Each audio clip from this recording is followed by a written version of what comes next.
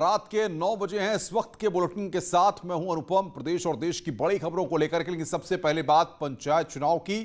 शुरुआत कर रहे हैं पंचायत चुनाव से जुड़ी बड़ी खबर के साथ। पंचायत चुनाव को लेकर बीजेपी ने बढ़त का दावा किया है। बीजेपी ने दावा किया है कि जिला पंचायत में उनके 918 प्रत्याशियों की जीत हुई है। वहीं 400 से ज्यादा सीटों पर बीजेपी बढ़त बनाए हुए है।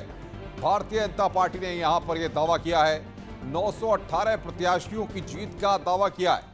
400 से अधिक सीटों पर बीजेपी ने बढ़त का दावा किया है। ये फिगर्स अब तक यहां पर जो आ रही हैं, लेकिन उसके बीच में बीजेपी के नेताओं ने यहां पर बढ़त का दावा किया है, प्रत्याशियों की जीत का दावा किया है। 918 प्रत्याशियों की जीत का, 400 से अधिक सीटों पर बीजेपी की बढ़त का दावा किया गया है। तो बड़ी खबर इस वक्त की है, रिजल्ट ब्रेकिंग हम आपको बता रहे हैं। पंचायत चुनाव से जुड़ी हुई बीजेपी का बढ़त का दावा है। बीजेपी के 918 प्रत्याशियों की जीत का दावा किया जा रहा है। और आइए अब आपको प्रदेश के अलग अलग क्षेत्रों में बीजेपी की क्या स्थिति बनी हुई है वो भी आपको बता देते हैं। पश्चिम की अगर बात करें तो 44 वहां पर जीते हैं और 140 पर आगे चल रहे हैं। ये फिगर्स पश्चिम की आ रही है हमारे पास। पश्चिमी उत्तर प्रदेश में 44 जीते हैं और 140 सीटों पर आगे चल रहे हैं। ब्रज की अगर बात करें तो 39 जीते हैं और 160 पर आगे चल रहे हैं। कानपुर में 31 जीते हैं, 89 पर आगे चल रहे हैं। अवध की बात करें तो 44 जीते हैं, 172 पर आगे चल रहे हैं। काशी में 68 जीते हैं, 157 पर आगे। गोरखपुर में 47 जीते हैं, 183 पर आगे। ये फिगर्स अब तक सामने आ रही हैं। उधर आम आदमी पार्टी ने दावा किया है कि पंचायत चुनाव में उनके 70 से ज्यादा जिला पंचायत सदस्य जीते हैं, जबकि 200 से ज्यादा ग्राम प्रधान और बीडीसी जीत चुके हैं। संजय सिंह ने ट्वीट कर दावा किया है कि आम आदमी पार्टी के 70 से ज्यादा जिला पंचायत सदस्य जीते हैं, जिन्हें संजय सिंह ने ट्वीट करके बधाई भी दी है। तो आम आदमी पार्टी ने यहां पर यह दावा किया है, संजय सिंह ने ट्वीट करके जो जीते हुए प्रत्याशी हैं उनको बधाई दी है।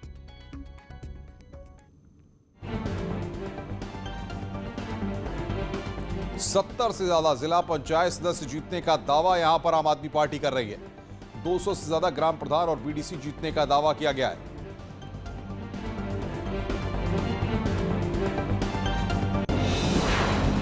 वहीं पंचायत चुनाव के नतीजों से जहां बीजेपी गदगद है, तो वहीं पीएसपी का कह रहा है कि जनता ने बीजेपी को आईना दिखा दिया है। तो वहीं कांग्रेस का कह रहा है कि उनका चुनाव पर नहीं, लोगों की जान बचाने पर फोकस है।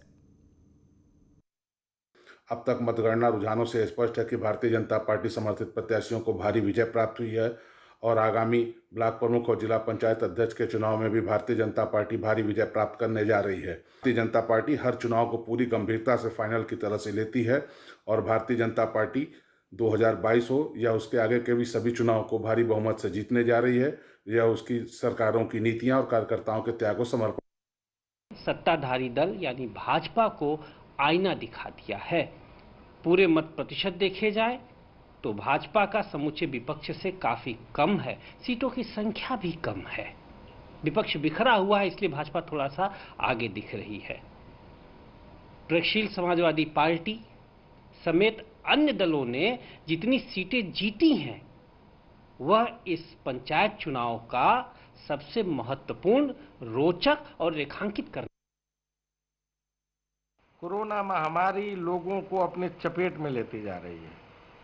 आज जरूरत है कि उत्तर प्रदेश की जनता के जान जीवन की रक्षा कैसे कर सके। जब लोग रहेंगे तभी चुनाव होगा।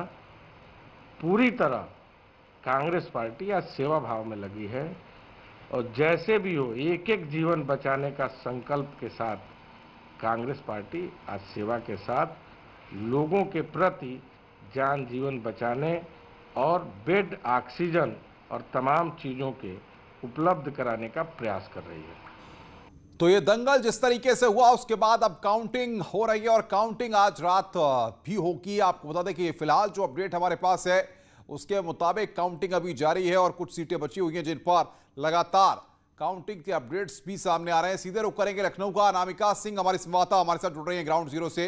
अनामिका, बताइए काउंटिंग को लेकर क्या अपडेट्स आपके पास हैं और कब तक ये काउंटिंग पूरी हो पाएगी और क्या फिगर्स निकलकर सामने आए हैं? देखिए अनुपम, अभी तक के जो नतीजे आए हैं या जो रुझान आए हैं उसमें भारतीय जनता पार्टी सबसे बड़ा दल बनकर उभरी है। जो नतीजे हमारे पास अभी तक रुझानों में के जरिए कहें हम या फिर जिस पे डिसाइड भी हो चुका है वो भी हमारे पास आ चुके हैं। बीजेपी को अगर बात की जाए तो 918 सीटों पर जीत हासिल हुई है, 456 सीटों पर पार्टी अभी आगे चल रही है। काउंटिंग अभी चल रही है, यानी कि ये अभी जो रेशियो है ये अभी आगे और बढ़ेगा। लेकिन इसी के ठीक पीछे समाजवादी पार्टी है, सीटों का फासला बहुत ही कम है और फाइट जो है यहाँ पे बहुत तगड़ी है। तो अगर देखा जाए तो रात भर काउंटिंग के बाद जो नतीजे आएंगे अगर यही रहे तो भी कह सकते हैं हम कि बीजेपी पंचायत चुनाव में बाजी मार रही है, समाजवादी पार्टी ठीक पीछे है, बसपा थर्ड नंबर पे और कांग्रेस चौथे नंबर पर दिखाई दे रही है। लेकिन इस बीच उन नेताओं को बड़ा झटका लगा है जिन नेताओं ने, जिन पॉलिटिकल पार्टीज के दिग्गजों ने यह सोचा था कि ये पंचायत के चुनाव उनके फैमिली मेंबर्स के लिए पॉलिटिक्स का लॉन्चिंग पैड होंगे। उनको झटका लगा है बहुत ज्यादा, क्योंकि राम गोविंद चौधरी से लेके बीजेपी के तमाम विधायकों की पत्नियां, भतीजे, बहू सबको मुंह की खानी पड़ी है। तो ये यहाँ पर बड़ा सबक जनता ने दिया है। चूंकि स्थानीय मुद्दे भी बहुत हद तक हावी रहे होंगे वहां पर, ये अलग बहस का विषय है। लेकिन हाँ, कुछ दिग्गजों को चोट जरूर पहुंची है। लेकिन बीजेपी के लिए खुशी की खबर यह है कि फिलहाल जिस तरीके से जिस तरीके से हम देख रहे हैं कि आम आदमी पार्टी भी दावा कर रही है और बाकी लोग भी, जाहिर तौर पर अब देखना होगा जब मतगणना पूरी होती है तो फाइनल फिगर्स क्या आती है। बहुत बहुत शुक्रिया आपका हमारे साथ जुड़ने के लिए और तमाम अपडेट्स देने के लिए। बड़ी खबर इस वक्त हमारे पास आ रही है, पंचायत चुनाव से जुड़ी इस वक्त की बड़ी खबर। बीजेपी विधायक संजीव के घर पर जानलेवा हमला हुआ है, एटा से बड़ी खबर। कई ट्रैक्टर में बैठकर भीड़ आई थी, ये बड़ी खबर आ रही है। हमला होते ही जान बचाकर वहां पर विधायक भागे हैं। विधायक पर पंचायत चुनाव में गड़बड़ी का आरोप लगा है। तो बीजेपी के विधायक संजीव के घर पर जानलेवा हमला हुआ है, कई ट्रैक्टर में वहां पर भीड़ बैठकर आई थी। हमला होते ही जान बचाकर विधायक वहां से भागे हैं। विधायक पर पंचायत चुनाव में गड़बड़ी का आरोप लगा। ये तस्वीरें हम आपको दिखा रहे हैं, तोड़फोड़ की गई है उनके घर पर। तो भारतीय जनता पार्टी के विधायक संजीव के घर पर हमला किया गया। ये तस्वीरें इस वक्त आपकी स्क्रीन पर हम आपको दिखा रहे हैं। जानलेवा हमला हुआ है, कई ट्रैक्टर में बैठकर भीड़ आई थी। बेल पीपरी के प्रधानी पद को लेकर मात्र 3 वोटों की एक विवाद की स्थिति पैदा हुई है, जिसके उपरांत जो आरोपित पक्ष है उसने माननीय विधायक जी से टेलीफोन पर वार्ता करने के उपरांत उनके घर पर जाकर तोड़फोड़ की बात प्रकाश में आई है।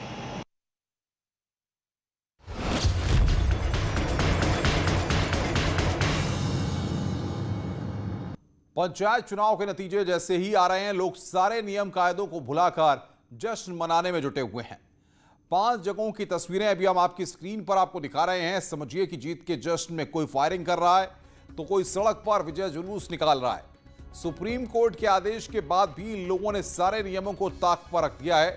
डीजे पर कहीं डांस चल रहा है तो कहीं जीत के बाद रैली निकाली जा रही है। सोशल डिस्टेंस तो आप भूल ही जाइए, चेहरे पर मास्क तक नहीं है और अगर किसी ने गलती से मास्क ले भी लिया तो ढंग से नहीं पहना हुआ है। पुलिस भी लोगों को काबू करने में पूरी तरह नाकाम रही है।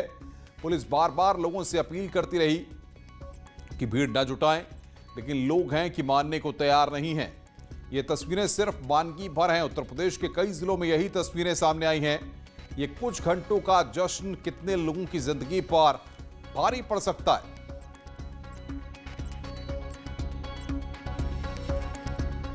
आगे बढ़ते हैं। मुख्यमंत्री योगी आदित्यनाथ ने आज खिलाड़ियों से वीडियो कॉन्फ्रेंसिंग के जरिए कोरोना को लेकर चर्चा की है। इस दौरान मुख्यमंत्री ने सभी से अपील की है कि कोरोना के प्रति लोगों को जागरूक किया जाए। खिलाड़ी अपने स्तर पर लोगों को कोरोना के प्रति जागरूक करें।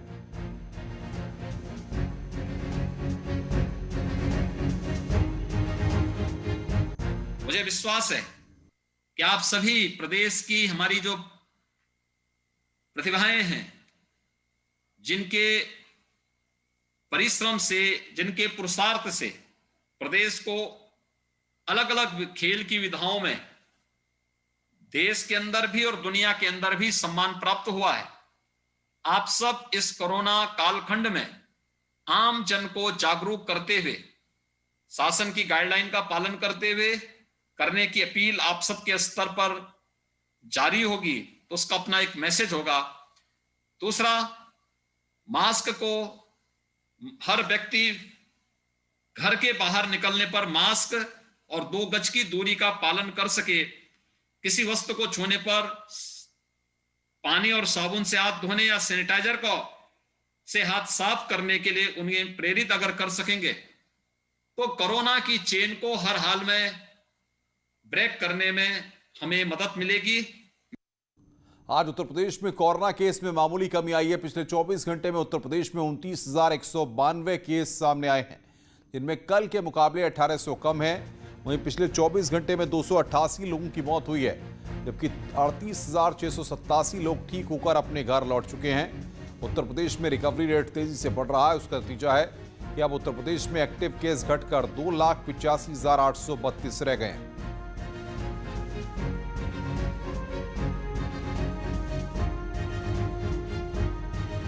घंटों में संक्रमण के 29,192 नए प्रकरण सामने आए हैं। यह कल के मुकाबले 1,800 कम है लगभग, और आज उपचारित होकर डिस्चार्ज होने वालों की संख्या 38,687 है, अर्थात। और अब आज की कोरोना से जुड़ी प्रदेश की 10 बड़ी खबरें हम आपको बताने जा रहे हैं। उत्तर प्रदेश में सभी अस्पतालों में 300 नए ऑक्सीजन प्लांट लगाए जाएंगे। ये बड़ी खबर है, जिसमें से 61 oxygen plant PM cares fund से लगेंगे। वहीं केंद्र के बाद अब यूपी सरकार ने एमबीबीएस के फाइनल ईयर के छात्रों को कोविड ड्यूटी पर लगाने का फैसला किया है। इसके लिए छात्रों को भत्ता भी मिलेगा। वहीं कोरोना की चेन को तोड़ने के लिए उत्तर प्रदेश में 2 दिन का लॉकडाउन और बढ़ा दिया गया है। अब 6 मई सुबह 7 बजे तक लॉकडाउन रहेगा। इसी बीच उत्तर प्रदेश में 10 दिनों के अंदर हुए सबसे ज्यादा कोरोना टेस्ट। 10 दिन में कुल 29,70,000 टेस्ट किए गए हैं। इसके साथ ही अब प्रदेश सरकार 5 मई से टेस्टिंग का महाअभियान शुरू करने जा रही है। गांव-गांव में घर-घर जाकर एंटीजन टेस्ट किए जाएंगे। इस दौरान कोरोना लक्षण दिखने पर मुफ्त दवाई दी जाएगी।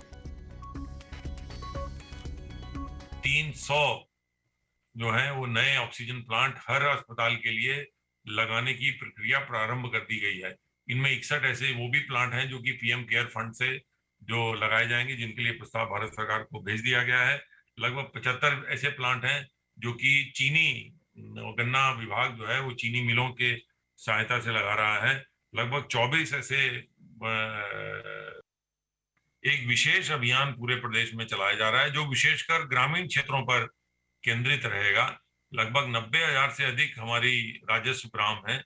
इन 90,000 राजस्व ग्रामों में आरआरटी की टीम और लगभग 90,000 से अधिक जो निगरानी समितियां हैं वो जाएंगी। निगरानी समितियां प्रथम स्क्रीनिंग करेंगी। स्क्रीनिंग करके लक्षण जो अगर किसी में पाए जाते हैं उनको एक तरफ करेंगी, और आरआरटी टीम उनकी एंटीजन टेस्ट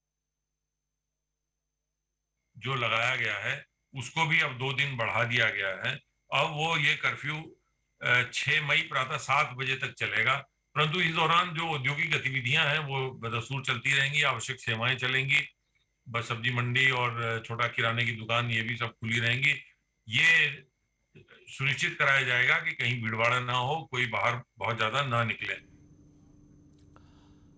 यूपी में सरकार 300 नए ऑक्सीजन प्लांट लगाने जा रही है। इससे बहुत हद तक ऑक्सीजन की किल्लत को दूर किया जा सके, लेकिन अभी भी कुछ जिलों में ऑक्सीजन की कमी देखी जा रही है। जहां पर ऑक्सीजन की कमी है वो जगह हम आपको बता रहे हैं। लखनऊ में सन अस्पताल, आजमगढ़ में मंडलीय जिला अस्पताल, अयोध्या में जिला महिला अस्पताल, बागपत में कोविड अस्पताल में ऑक्सीजन का इंतजाम नहीं है तो है वहां पर, लेकिन प्राइवेट अस्पतालों में किल्लत वहां पर देखी जा रही है। उधर मेरठ में न्यूट्रीमा हॉस्पिटल में ऑक्सीजन की कमी को लेकर भारी हंगामा देखने को मिला है। तो यहां पर ऑक्सीजन की कमी है, जो हम आपको बता रहे हैं कहां पर ऑक्सीजन की कमी है। आप देख सकते हैं कि जो बागपत का कोविड अस्पताल है वहां पर कमी है, और साथ ही साथ अयोध्या में जिला महिला अस्पताल है, यहां पर कमी है। आगे बढ़ते हैं, और सीएम योगी ने 2 दिन में बरेली के लिए 37 मीट्रिक टन ऑक्सीजन भेजी है। ऑक्सीजन मिलते ही जिलाधिकारी ने सभी कोविड हॉस्पिटल में ऑक्सीजन की आपूर्ति करा दी है। बरेली में ऑक्सीजन की कमी को लेकर पिछले दिनों पूर्व वित्त मंत्री राजेश अग्रवाल और सांसद धर्मेंद्र कश्यप ने भी सीएम योगी से ऑक्सीजन की डिमांड की थी, जिसके बाद अब बोकारो से चलकर ऑक्सीजन एक्सप्रेस आई, जिसमें 37 मीट्रिक ऑक्सीजन से भरे 2 टैंकर थे, जो बरेली के अलग अलग अस्पताल में भेज दिए गए हैं। जिसके बाद दावा किया जा रहा है कि अब बरेली में ऑक्सीजन की कमी नहीं है।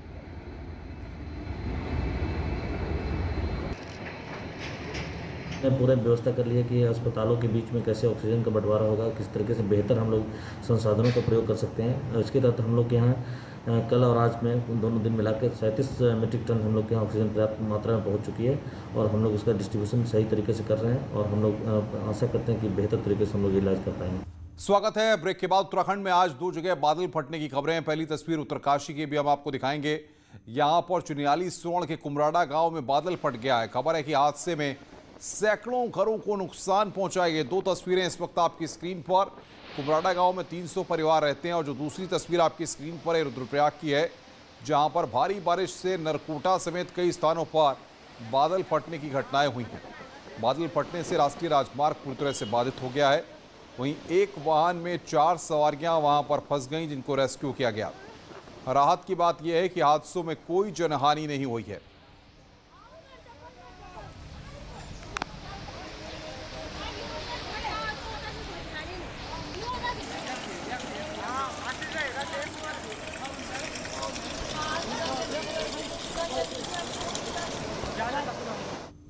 बड़ी खबर की बात करेंगे। ऑक्सीजन एक्सप्रेस जमशेदपुर से लखनऊ के लिए रवाना हुई है। 10 टैंक वाली पहली oxygen express 100 metric ton oxygen की क्षमता लेकर के सीएस गृह अवनीश अवस्थी ने इस बात की जानकारी दी है। तो बड़ी खबर इस वक्त जमशेदपुर से ऑक्सीजन ट्रेन लखनऊ के लिए रवाना हुई है। ये तस्वीरें भी हम आपकी स्क्रीन पर आपको दिखा रहे हैं। 10 ऑक्सीजन टैंक लेकर लखनऊ आ रही है ट्रेन। 100 मीट्रिक टन के हैं ऑक्सीजन टैंक, वो उत्तर प्रदेश पहुंच रहे हैं। जमशेदपुर से इस वक्त की बड़ी खबर।